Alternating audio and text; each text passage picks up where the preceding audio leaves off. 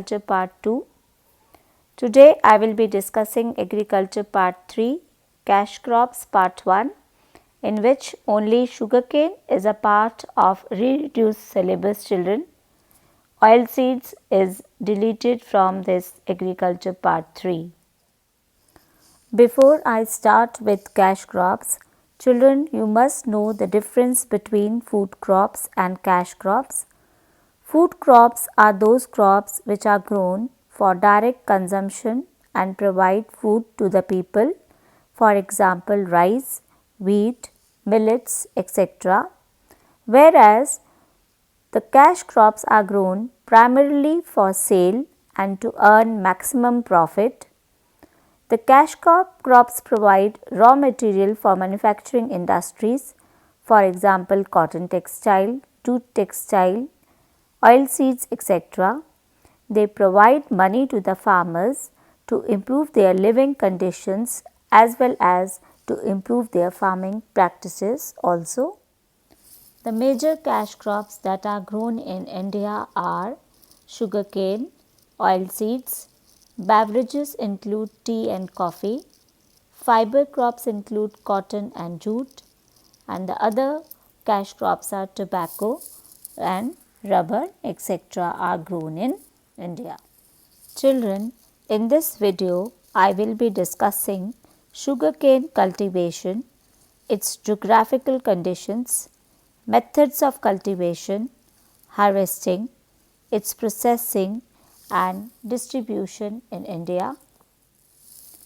Sugarcane is a member of the bamboo family and is a tropical crop grown in Kharif season. India has the world's largest area under sugarcane. India stands next only to Brazil in the production of sugarcane and accounts for nearly 1/5 of the world cane production. This crop is the main source of sugar, jaggery and khandsari, and these are the products of sugarcane. What are the geographical conditions that are required for sugarcane cultivation? Sugarcane is a perennial crop and it matures between 10 to 18 months in a year. It grows best in 20 to 26 degrees Celsius temperature, as its growth start at a mean temperature of 20 degrees Celsius and the growth increases in temperature up to 24 degrees Celsius and finally stops at 26 degrees Celsius. Frost is fatal, harmful for the sugarcane crop. Short, cool, dry winter season during ripening and harvesting is ideal for sugarcane cultivation. Rainfall. Sugarcane grows well in a tropical regions. Rainfall 100 to 150 centimeters of rainfall well distributed throughout the year. Irrigation is necessary in areas of lower rainfall or even in the areas of higher rainfall during the long dry spells. Irrigation is required. The sucrose content, that means the sugar content, decreases if heavy rains continue for long time, and even during the rainfall deficiency also produces a fibrous crop. So, that means that also reduces the sugar content in the sugarcane. So, irrigation is very important if the rainfall is less. Soil. Sugarcane grows well in the rich alluvial soil, heavy loams or lava or black soil. It is largely grown on loams and the clay loams because these soils retain moisture for longer period of time. Sugarcane exhausts the fertility of the soil, hence the soil is supplemented with manures and nitrogenous fertilizers that are very important. Methods of cultivation of sugarcane. Sugarcane is a labor intensive crop. The crop is kept weed free and irrigated frequently. If there are no timely rains, most of the crop is planted just before the hot season, little earlier in the southern and the eastern parts of India. Sugarcane is planted by following two methods. Number one is a set method. So, children, nowadays a set method is used. In this method, you can see in the picture also the sugarcane having a lot of joints. These joints are known as sets. Now, what is done? For preparing the sets, the sugarcane is cut into several pieces from the joints. These are known as sets. These sets are prepared from the healthy and the well matured canes. They are planted in the well prepared matured furrows at regular interval so that the weeds are cleared periodically and the soil is gathered around the plant. The plants start growing in about 2 weeks. The plant needs enough moisture in the soil, and if there is no rainfall during that time, irrigation facilities are required. So, this is about the set method, children. So, whenever these cuttings are taken from the sugar cane, these cuttings should be from the healthy plant so that the production is good enough. So, that is why from the healthy and the well matured canes, the sets or the cuttings are taken to get a good yield. And the next method is the retuning. Sugarcane Research Institute has been set up in the different areas like in Coimbatore in India, and a new method called retuning is started there. In this method, after the first crop, the sugarcane is cut, leaving the root intact in the soil. Same you can see in the figure also. During the harvesting time, it is cut from here and the remaining part is left inside the soil. The retoon crop is the second crop because first we have already harvested and it will give the second crop, and or any other succession crop obtained from the root and left over in the field after the first crop. So, that means whatever the harvesting we have taken from the cane, this already planted cane will give the second yield also, but there are so many disadvantages of this type of cropping. The yield is of thinner cane with lower sucrose content. That means the sugar content will be lower when we have taken already the first yield. The second yield will get the sucrose content will be lower, and in the third yield it will be very less. So, that means year by year the sucrose content will decrease. There is more risk of pest and diseases in this type of retuning method, but children, there are advantages also, like there is no need to prepare the field. So, it is a cost effective method. The retoon crop matures also early. This method is cheaper as it does not require any extra input or preparation of the field. So, that is why this method is generally adopted by the poor farmers, and that is why it is popular also, because it is a cost effective method also. Harvesting of sugarcane. It is harvested before the cane begins to flower.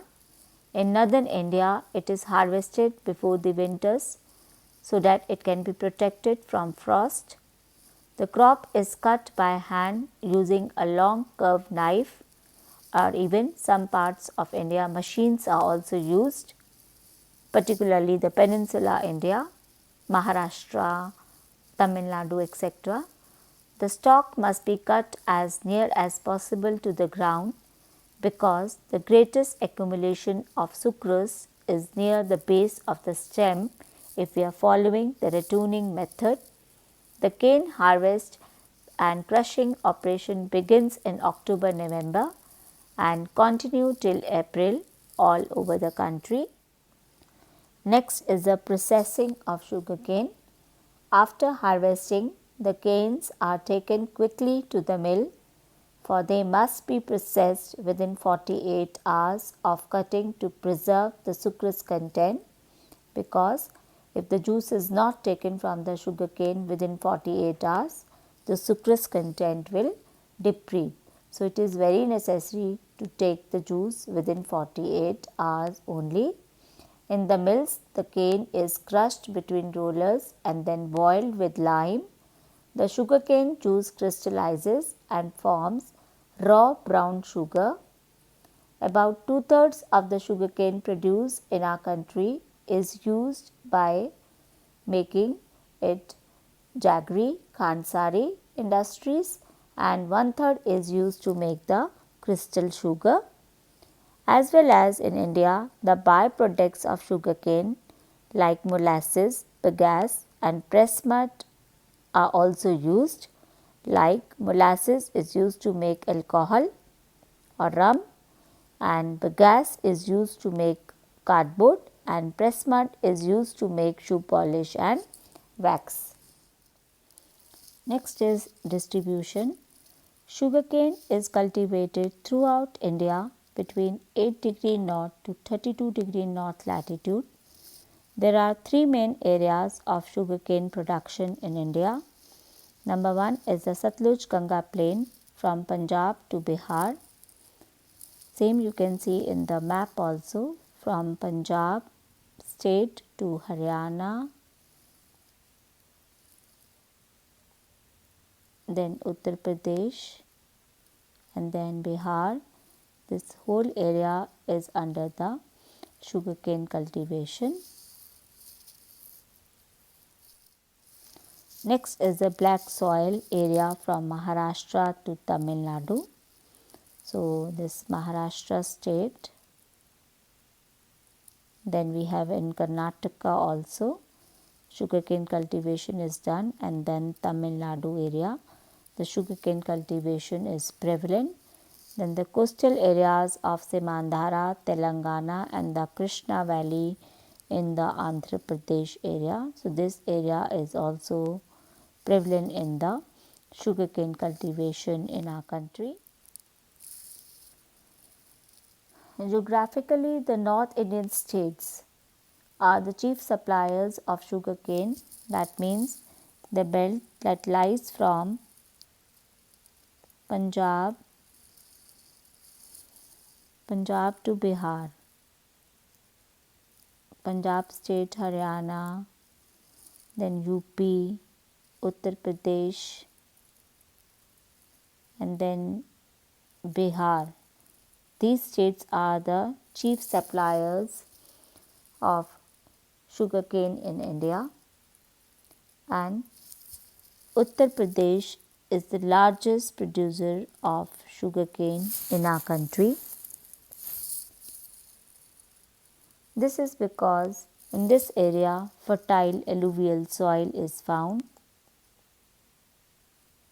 that can retain moisture for longer period of time, and this soil is renewed year after year by the rivers, and sufficiently high temperatures and good amount of rainfall with irrigation facilities are also available in these areas. But when we talk about the southern India, then Maharashtra state, and then we have Karnataka, then we have Tamil Nadu, and then Andhra Pradesh. These states are the major producers of sugarcane in the southern part of our country. In South India, the yield per hectare yield is higher. What is the reason for that? In this area, the hot and humid climatic conditions are available throughout the year. Maritime climate that is available throughout the year, that is free from summer loo and winter frost, as well as sufficient irrigation facilities are also available, and New farming techniques, mechanized farming is being practiced in these areas. That is why the yield per hectare is higher in the southern India as compared to the northern India. But the South India, the sugarcane crop has to face stiff competition from the other cash crops like cotton, groundnut, because in the black soil the cotton and groundnut also grows well, as the black soil is also known by the name the black cotton soil. The winter rainfall along the Tamil Nadu coast, particularly in the southern India, is not suitable for the crop that destroy or damages the crop. So, this is the distribution of sugarcane in our country. There are some problems faced by sugar industries in India.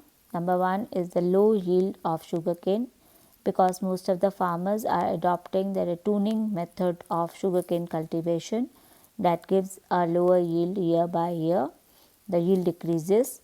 There is a short crushing season in the North India, because within 48 hours, if the sucrose content is not taken from the sugarcane, the sucrose content will deplete, and during the hot dry season also the loo damages the crop.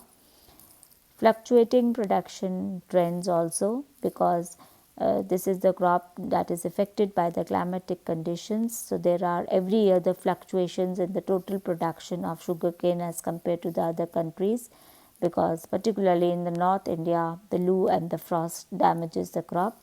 So, there is no surety of total production in the northern parts of a country.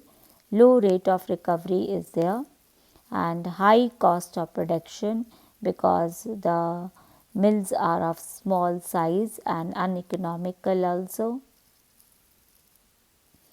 and the mills are far away from the agriculture field. So, lot of transportation costs, so that becomes the high cost of sugarcane.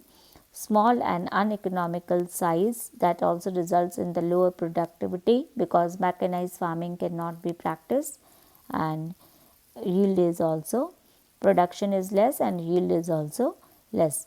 Old and obsolete machinery is used by most of the farmers, that also results in the lower productivity of sugarcane.